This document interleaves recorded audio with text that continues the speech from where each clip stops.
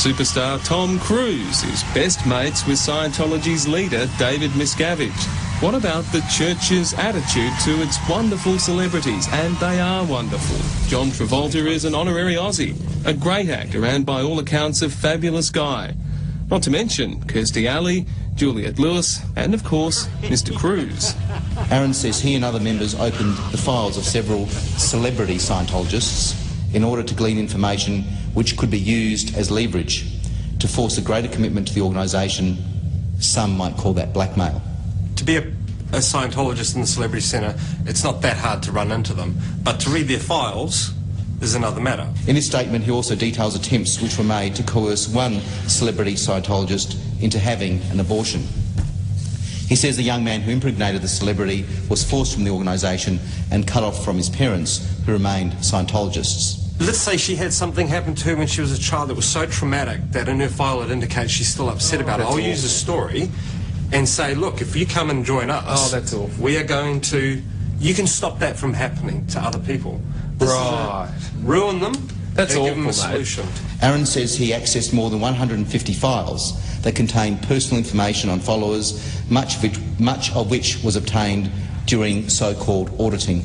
Yes, there is the consideration it's sacred information, but at the very moment that it becomes the greater good to reveal that for the benefit of protecting the greater body of Scientology, then that's it. The decision's made. When one begins Scientology, there is nothing weird or space alien about it. In fact, Scientology, as seen by a newbie, is a godsend to a troubled soul. That's one of the reasons why a lot of us work there, because we wanted to spread the word. I mean, I gained personally from Scientology, so I wanted others to make that gain. How did you gain? What good things came of it? It helped me handle my literacy. I had the literacy level of an 8-year-old when I was first in Scientology. I was quite unstable emotionally. I was young, I was 21. And then all of a sudden, I became literate, I became competent, I was doing the counselling, I was very happy with what I was doing for myself and for others. Carmel Underwood is today a property developer. She got out in June last year with her husband Tim after 28 years inside. She says that while she was working for the organisation in Sydney, she fell pregnant and was put under extreme pressure to have an abortion. What goes through your mind when that's put to you? I thought it was disgusting, shocking. Did you do it? No, I didn't. Why not? Because I wanted to have the baby. I wasn't going to be forced, I wasn't going to be coerced into having an abortion. Carmel says she also witnessed a young girl who had been molested by her father being coached as to what she should say to investigating authorities in order to keep the crimes secret. Carmel's husband Tim supports his wife's story and says the couple suffered serious financial hardship because of their involvement in the organisation. With that financial hardship comes the promises paid for yet not delivered. Do you all understand that now? Yes. You're not going to travel through time. You're not going to return from an implant station in 18 years to continue your 1 billion multiple life track. You know, that's not real. That's all made up. 46-year-old Kevin Mackey is a furniture maker turned grazier who spent 26 years inside Scientology before, in his words, escaping last year. Embarrassingly, probably in total my wife and I spent close to between $1 million and $1.2 million Dollars Australian. going up the bridge. We got to the highest levels. In the last 18 months, Kevin says he and Carmel have helped as many as 200 Scientologists see the light and leave. I believe Scientology is a reprehensible practice as it is practiced today. In fact, I believe Scientology, after everything I've discovered in the last 18 months about the church, is the art and practice of self-deception. Anna and Dean Detheridge got out in 2007. Anna says she sold Scientology book sets in Sydney.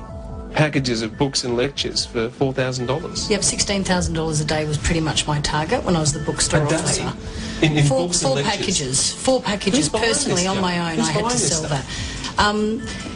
Public. The technology that it most has embraced is the technology of public relations, and it uses that extensively on its parishioners to create the environment where you will give long hours and a lot of money. And That's correct. That's their technology. They may have embraced no other subject as well as that one. We may or may not be super beings yet. The flaws in many of Scientology's claims are obvious, like the one that it connects you directly with your past lives, going back thousands of years. But here's the irony of it all. Out of all these thousands of people that can do a recall, not one single one of them can recall one foreign language. Even L. Ron Hubbard himself spoke about being on planets and all sorts of stuff, right? There's endless garbage of it, and he couldn't recall one piece of technology. We approached Scientology for an interview, as they have on more than 20 occasions over the past 2 years. They refused.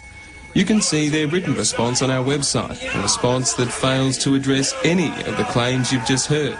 In it, they say all these people are disgruntled liars, exactly what they say about any ex-Scientologist who is critical. They imply they may have been paid. They have not.